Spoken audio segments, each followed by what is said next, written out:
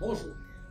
Essayons de voir ce qui s'est passé au troisième trimestre 2016 en zone euro pour essayer de comprendre si en fait on va aller mieux ou c'est toujours difficile.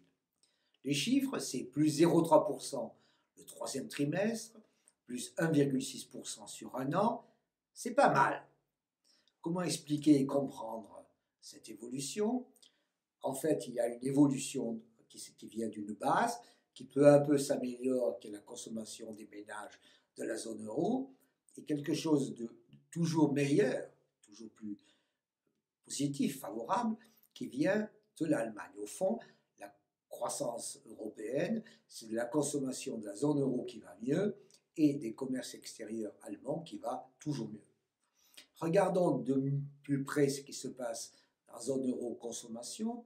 Effectivement, le taux de chômage peu à peu diminue, ce qui soutient la consommation en général.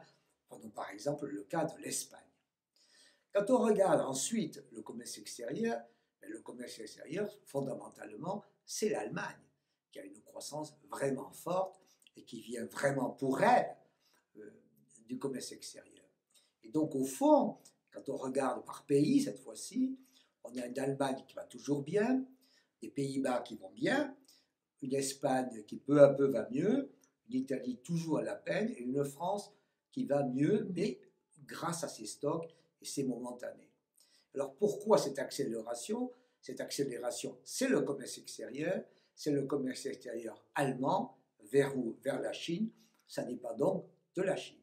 Donc au fond, cette amélioration de la zone euro, c'est l'addition d'une zone euro qui va mieux parce qu'elle a un peu moins de chômage et c'est graduel et c'est lent. Et cette accélération en permanence, elle est allemande grâce au commerce extérieur, grâce à la Chine. Merci la Chine. Merci à tous.